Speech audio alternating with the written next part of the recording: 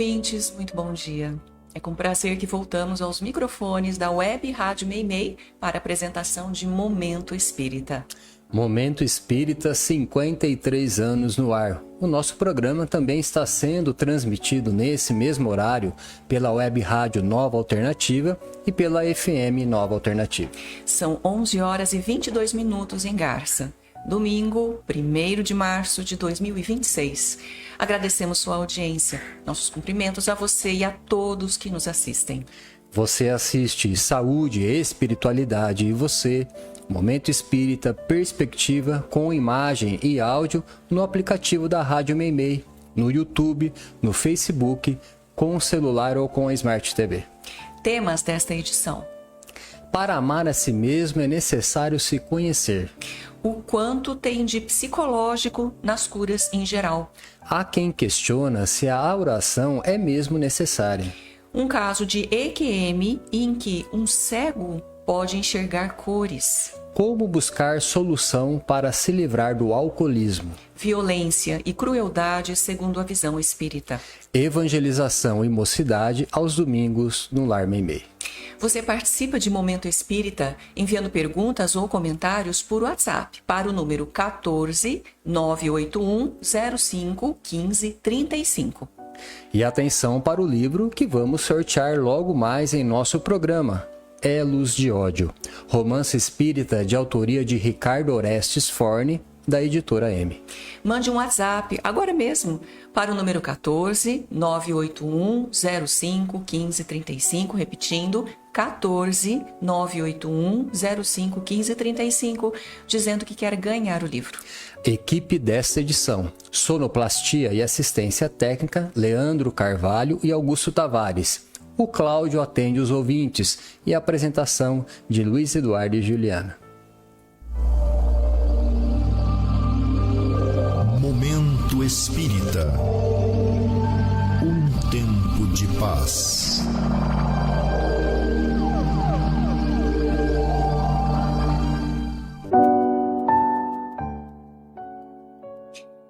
Talvez você já tenha notado isso que vamos dizer agora. As pessoas passam a vida inteira para descobrir quem elas realmente são. Você sabe quem você é? No livro intitulado Amor, Léo Buscaglia cuida muito bem do tema autoconhecimento, dizendo o seguinte: a educação deveria ser o processo de ajudar cada um a descobrir a sua própria individualidade, de ensiná-lo a desenvolver essa individualidade e então mostrar como partilhá-la isso com os outros. Então perguntamos: será que é isso que os pais fazem com seus filhos? Será que é isso que os professores fazem com seus alunos? Levá-los a descobrir quem eles realmente são? E prossegue o autor: a coisa mais difícil do mundo é ser algo que não se é. Por outro lado, a coisa mais fácil de ser no mundo é você ser você mesmo. Todavia, por incrível que pareça, escolhemos o caminho difícil, que infelizmente nos parece o mais fácil, tentando nos impor o que não somos. Em geral, refutamos a verdade sobre nós. E começamos a vida com muita pretensão, muita arrogância. Queremos ser os melhores, os privilegiados diante do mundo e diante de Deus. Mas a vida nos ensina o que não queremos aprender por nós mesmos. Um esbarrão aqui, um tropeção acolá, uma queda mais adiante. A dor, nos acompanha. E assim vamos. Ao longo da existência, insistindo no orgulho, na vaidade, acabamos nos machucando e machucando os outros, é claro. Até que, chegando a certa idade, a dor nos leva a perceber que estamos no caminho errado. Precisamos mudar. Até então, olhávamos apenas para fora de nós, para os outros, principalmente na ânsia de vencê-los ou de provar-lhes que lhes somos superiores. Agora descobrimos que deixamos de olhar para dentro de nós mesmos, esquecemos que deveríamos nos conhecer. E então, sentimos que apesar da idade, passamos a viver, a compreender melhor a vida, a julgar com mais discernimento as pessoas, a avaliar com mais lucidez os benefícios que Deus nos dá. Quanto tempo perdido, quanta bobagem, quanto esforço inútil. Descobrimos agora que viver é a arte de ser o que realmente somos. E mais do que isso, de aceitar as pessoas como elas são, sabendo vê-las como mensageiras de Deus em nosso caminho. O amor que Jesus recomendou é a arte de nos identificar com o próximo, deixando cada um ser o que é para que possamos ser o que somos. Nesse ponto, Léo Buscaglia completa: ninguém pode dar aquilo que não possui. Para dar amor, você deve ter amor. Ninguém pode ensinar aquilo que não sabe. Para ensinar amor, você precisa compreendê-lo. Ninguém pode apreciar aquilo que não estuda. Para estudar o amor, você precisa vivenciar esse amor.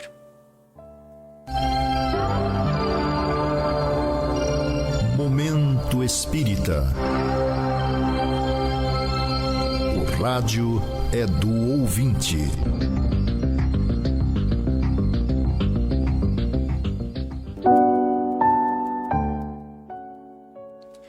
Primeira questão de hoje, que fomos buscar em nossos arquivos, vem de uma ouvinte que questiona as curas milagrosas propaladas por grupos religiosos.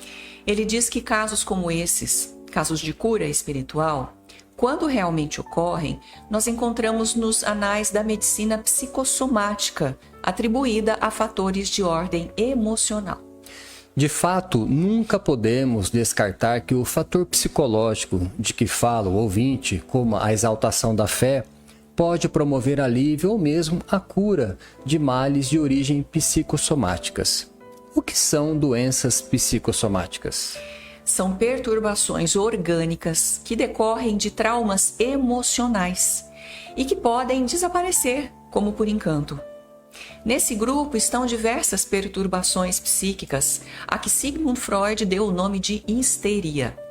Freud e Charcot, dois grandes nomes da psicoterapia, chegaram a utilizar a hipnose para tratar com sucesso de pessoas cegas, surdas ou com algum membro paralisado, e que recuperaram a normalidade.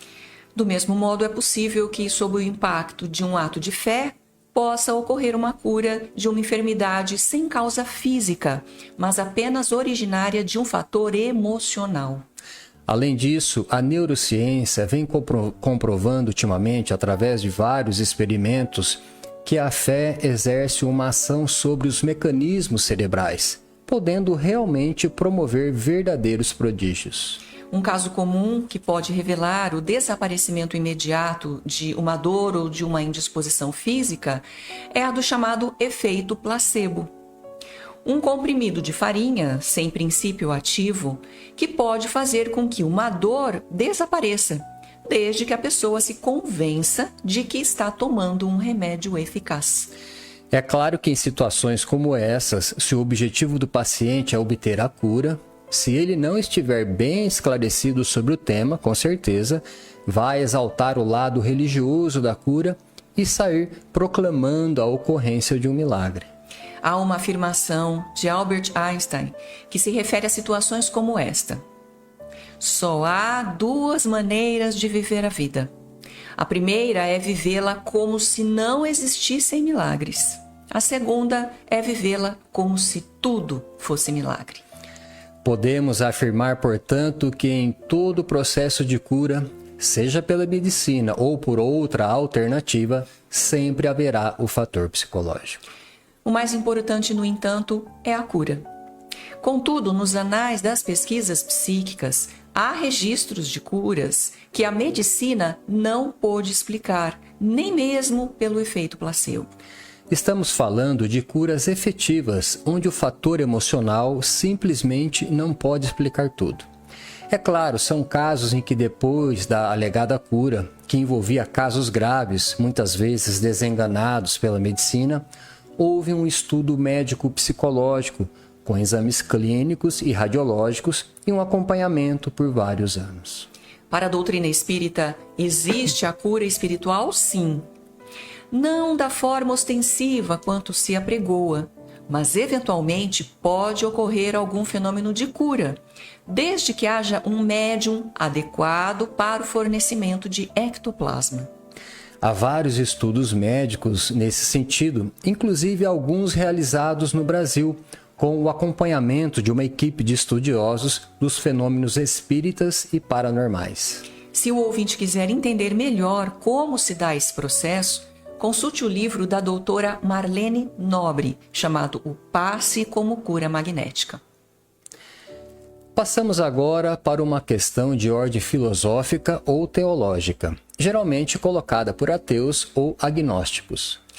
Se Deus é bom e perfeito, se Ele conhece o presente, o passado e o futuro, Ele também sabe qual é o destino de cada um de nós, desde que nos criou.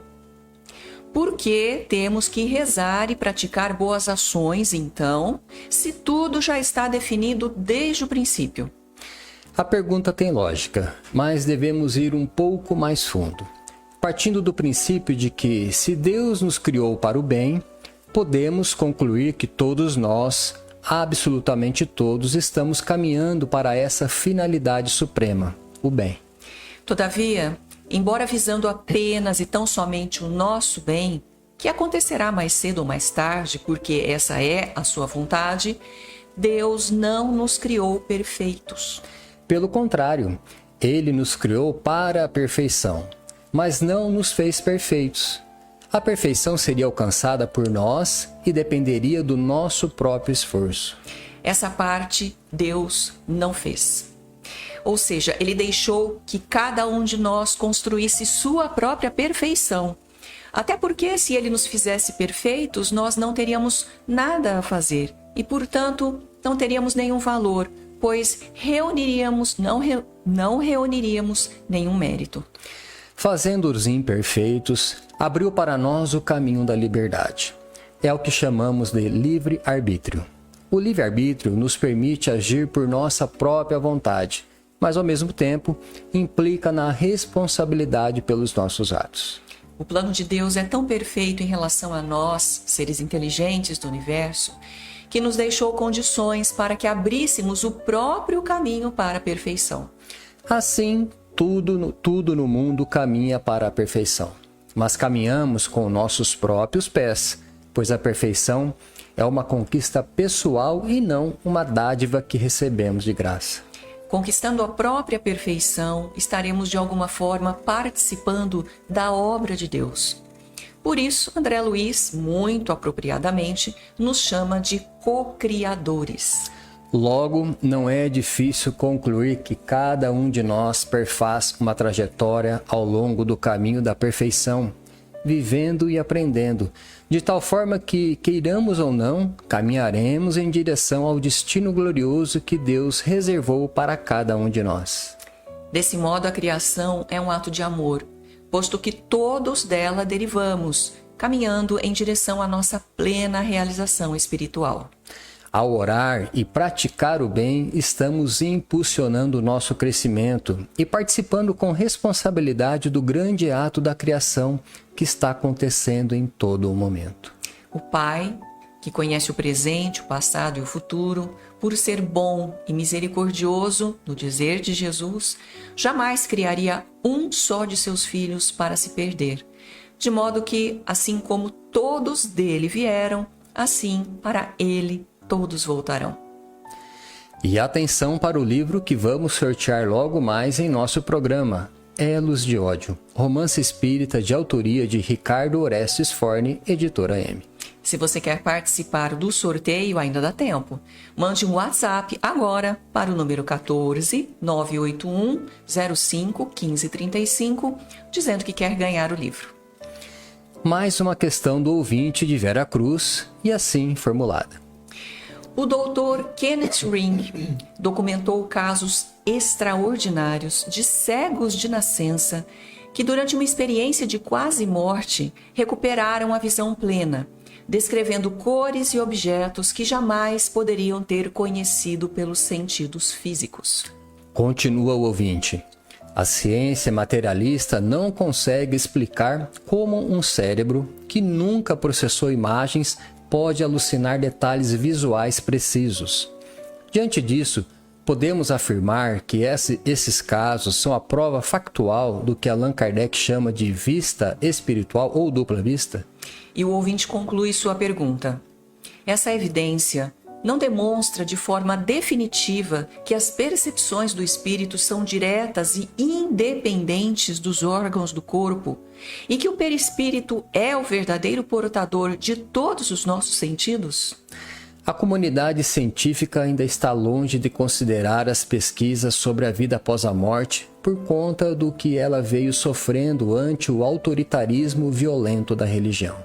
A história revela o quanto a religião institucional, na ânsia de deter o conhecimento e ser dona da verdade, prejudicou o caminhar da ciência até quanto pôde. Desde o século XVI, marcado pelo lamentável episódio com Galileu, as autoridades religiosas vêm tentando impedir que a ciência continue investigando a verdade. E isso veio acontecendo ao longo dos séculos XVII e XVIII, nessa disputa desigual entre o preconceito e a verdade. No século XIX, a ciência, com a ajuda de pensadores e filósofos, passou a caminhar a passos largos, embora na concepção popular os dogmas religiosos ainda sejam mais aceitos do que as verdades científicas. Esse impasse de vários séculos, primeiro com a filosofia, depois com a ciência, só contribuiu para o avanço do materialismo ideológico e deixou uma marca profunda na história da ciência, que faz com que até hoje ela se manifeste refutando de plano tudo o que cheira religião. Assim, falar de vida após a morte para parte dos cientistas, ou pelo menos para os que manipulam os interesses científicos, é um pecado entre aspas. E se empenhar em pesquisas nesse campo, uma grande estupidez. Considerando que a força que move o mundo é a força econômica e que, portanto, é ela que atua no sentido de fazer da ciência um instrumento de lucro, as possibilidades dos cientistas que insistem na pesquisa do espírito ainda são pequenas. Estudos como o do Dr. Kenneth Ring e de outros vários pesquisadores do espírito são necessários e muito importantes para que a verdade vá se impondo aos poucos. Cremos, no entanto, que nesse sentido ainda temos muito que andar para que a existência do espírito possa ser considerada no meio científico. Fomos buscar esta pergunta formulada algum tempo atrás, mas que se refere a um problema sempre presente, o alcoolismo. Gostaria de saber se existe alguma oração, algum trabalho ou alguma fórmula que possa tirar uma pessoa do vício da bebida, sendo que essa pessoa é um trabalhador honesto. O alcoolismo ou dependência do álcool não é um problema que possa ser resolvido sem consentimento e o esforço da pessoa que bebe. Muita gente quer atribuí-lo aos espíritos e acha que pode obter, num ato mágico, uma solução para o problema, afastando esses espíritos. Mas não é tão simples assim.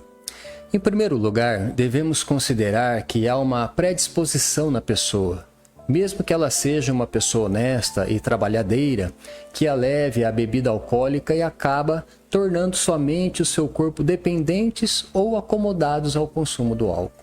Do ponto de vista psiquiátrico, o alcoolismo é uma doença. Variados são os fatores que levam a pessoa ao alcoolismo, mas em geral são fatores de ordem emocional, mesmo os que começam na adolescência. Pessoas que dependem do álcool, fazendo da bebida uma muleta, um meio para encontrarem coragem de enfrentar a si mesmas com seus problemas naturalmente. Serve também como fuga, para não pensar e sofrer decepções de sabores, as amarguras da vida. Mas é uma fuga enganosa e muito cara para ela e para seus familiares. É claro que todos somos suscetíveis de sofrer influências espirituais. Nesse sentido, o alcoolista dificilmente está sozinho na hora de beber, mas nesses casos, os espíritos são apenas seus companheiros de bebida. Não foram eles que criaram a disposição para beber. A disposição vem da própria pessoa. Os espíritos apenas aproveitam uma oportunidade para estimular mais a sua vontade de beber e suprir suas necessidades, já que, para chegarem à bebida, deles dependem inteiramente dos encarnados. Entretanto, não existe palavra sagrada ou sacramental, fórmulas milagrosas ou mágicas que possam mudar a vontade de alguém. Só a pessoa, ela própria, pode mudar-se. Quando reconhecer sua necessidade, quando quiser se dispor a isso e com uma vontade firme e determinada de se libertar. É por isso que existe o serviço do AA, Alcoólicos Anônimos, um serviço de elevado valor moral e social que abraça essa causa. Quando o dependente reconhecer seu problema e se dispor a se tratar, ele pode frequentar as reuniões do AA e, ao mesmo tempo, passar por um tratamento espiritual no centro espírita, onde vai receber orientação e conforto.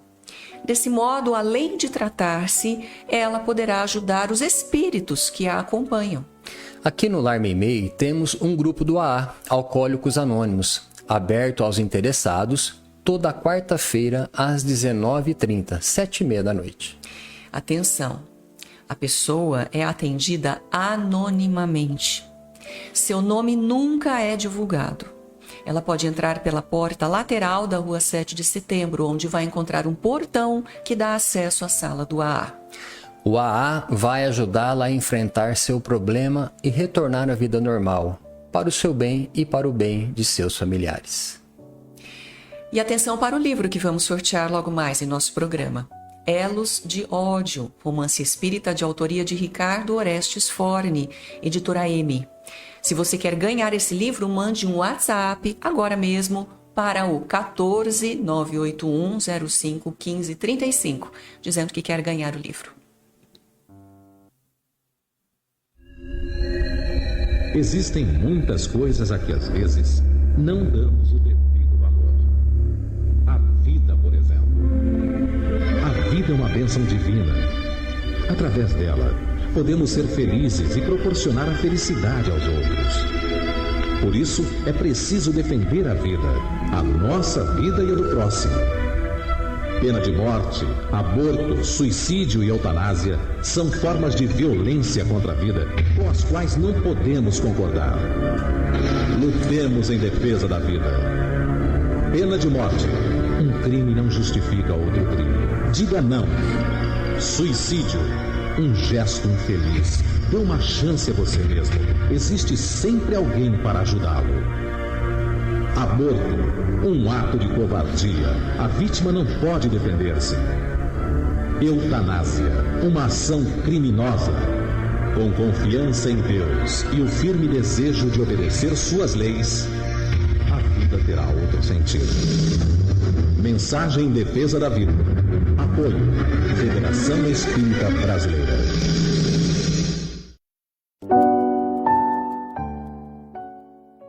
Neste mês de março, o Clube do Livro Espírita de Garça está entregando aos seus associados mais uma obra, Lealdade, de Francisco Cândido Xavier e Hercílio Marcos Arantes pelo Maurício, editora IDE. Este livro é um documentário original apresentando-nos um jovem amigo que, transferido para a vida maior, em lamentável acidente, volta do plano terrestre, no intuito de fazer justiça ao companheiro que lhe assistiu à provação, influenciando a sentença do seu julgamento pelo juiz. Para receber esse livro, basta você se associar ao clube por apenas R$ 27,00 por mês, ligando ou passando um WhatsApp para a Sônia Marra, no 14 996 69 5008, repetindo, 14 996 69 5008, ou enviando um e-mail para o seguinte endereço: clubedomlivro@caminhodedamasco.org, dando nome e endereço de entrega. O Caminho de Damasco tem passes todos os dias às 18 horas, menos nas quintas-feiras e reuniões de estudos às segundas, quintas e sextas às 20 horas. A Biblioteca Batuíra está aberta ao público durante as reuniões de passe e empresta livros e outros materiais de estudo gratuitamente. A evangelização infanto-juvenil e as reuniões de mocidade do Lar Meimei acontecem nas manhãs de domingo, no Lar Meimei às 9h45. No mesmo horário, também contamos com um grupo de adultos lendo e discutindo o Livro dos Espíritos. A roda de estudo está aberta a todos, mas conta principalmente com os pais das crianças da evangelização. O brechó do Lar Meimei abre às sextas-feiras, a partir das 13 horas, com entrada pela rua 7 de setembro. No site do Centro Espírita Caminho de Damasco, você vai obter uma série de informações sobre o centro e sobre o Espiritismo. Acessando o link www.caminhodedamasco.org, você vai encontrar todo um material informativo sobre o centro e suas atividades. No menu, você encontrará, entre outras matérias, as gravações das edições anteriores de Momento Espírita. Encontrará também informações sobre o Clube do Livro, videopalestras de temas variados e mensagens espíritas em card e em áudio. Tema do dia. Diante da época de violência urbana em que vivemos, causando sofrimento e morte a populações inteiras, o que diz o Espiritismo sobre crueldade? O cenário do mundo atual nos tem mostrado inúmeros exemplos de crueldade. Podemos citar, por exemplo, o Holocausto, em que milhões de judeus foram executados nos campos de concentração na Segunda Guerra Mundial, e o que está acontecendo atualmente em vários pontos do globo, inclusive na Ucrânia, no Oriente Médio e no Sudão. A crueldade é um comportamento doentio de quem é indiferente ou sente prazer ante o sofrimento do próximo. Allan Kardec trata desse assunto a partir da questão 752 do Livro dos Espíritos, onde os instrutores afirmam que se trata da ação do que há de pior no instinto de destruição. Por outro lado, o instinto de destruição, que nos animais é um instrumento para sobreviver, no ser humano é o comportamento violento e agressivo contra o inimigo na incansável luta pela posse e pelo poder. Como dissemos, o comportamento de destruição está na natureza, porque ele o faz necessário para a preservação da vida, mas somente quando o indivíduo ainda se encontra no estágio inicial de evolução. Por tal razão, com o desenvolvimento moral que veio com a civilização, o ser humano já deveria ter superado em muito esse comportamento. Mas se ele persiste em determinados indivíduos, estes sofrerão mais tarde suas consequências, decorrentes da lei de causa e efeito. Causa e efeito. Isso poderá acontecer nesta ou noutra vida, no momento adequado. Todavia, haverá tempo em que a crueldade desaparecerá da face da terra. Mas isso está longe de nossas perspectivas atuais e dependeria de algum plano da espiritualidade para que novos espíritos venham à Terra para um impulso de regeneração moral. Sobre esse tema tão intrincado, gostaríamos de lembrar a fala de Jesus no Sermão da Montanha. Bem-aventurados os mansos e pacíficos, porque eles herdarão a terra. Momento Espírita. Mensagem para a nova era.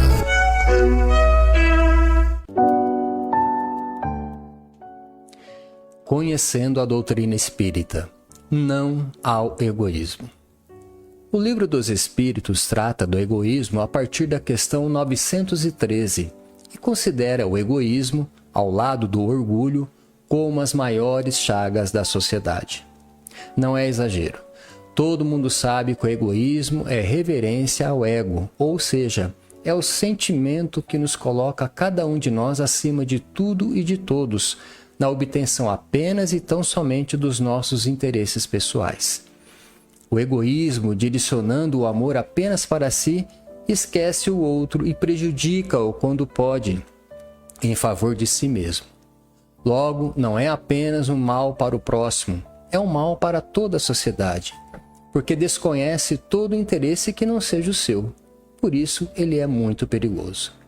Em linguagem mais simples, ser egoísta é querer tudo para si, independente do que possa acontecer aos outros. É o sentimento que desconsidera os direitos do próximo, que contraria não só o outro, como prejudica a sociedade inteira. A violência que verificamos na sociedade nasce do egoísmo e do orgulho, que pode prejudicar até mesmo as pessoas que dizemos amar, como é o caso da violência contra a mulher, tão presente nos dias de hoje. Por isso, o Espiritismo, seguindo os passos de Jesus, combate o egoísmo. Mesmo assim, o Espiritismo não condena o amor próprio, o auto-amor ou o amor a si mesmo, que é de suma importância para que cada um cuide de si e defenda a própria vida. Mas coloca um limite no amor próprio, na medida em que, seguindo Jesus, propõe que cada um ame o próximo como a si mesmo. Para que a sociedade possa desempenhar seu papel de proteção e assistência, ela não pode depender apenas do cumprimento das leis humanas. Ela precisa bem mais que isso. Ela precisa que haja afeição entre as pessoas, que haja mais colaboração do que competição, que haja mais solidariedade entre elas e que, portanto, o amor prevaleça nas relações humanas. Não foi por outra razão que Jesus insistiu tanto no amor ao próximo. Se queremos um mundo de paz, necessariamente precisamos combater o egoísmo agindo com amor. E chegou o momento do sorteio do livro que anunciamos, Elos de Ódio, romance espírita de autoria de Ricardo Orestes Forne, editora M. E o livro sai para a ouvinte da cidade de São Paulo, Leide Peixoto. Parabéns, Leide Peixoto. Aguarde que nós enviaremos o seu livro pelo correio. Agradecemos a sua amável audiência e atenção. Se você permanecer na Rádio Meimei, vai assistir na sequência o programa Perspectiva, com o Paulino Oliveira, o Maris Carvalho e o Vitor Berno. Temas atuais sobre a ótica espírita. Ao final desta edição, o Momento Espírita deseja a você e a todos que nos acompanham saúde e paz.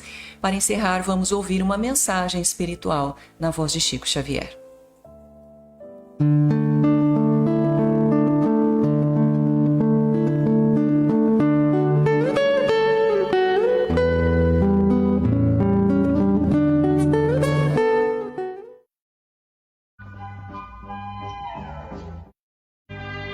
Se puseres amor no tempo que Deus te reserva, nunca te sentirás sob o domínio do tédio ou do desânimo, porque as tuas horas se converterão em prazer de servir. Se colocares amor nas afeições que o Senhor te permite cultivar, nunca sofrerás ingratidão ou desengano, porque transformarás o próprio Espírito em vaso de abnegação e de entendimento, colhendo de ti mesmo a felicidade de fazer a felicidade dos entes queridos.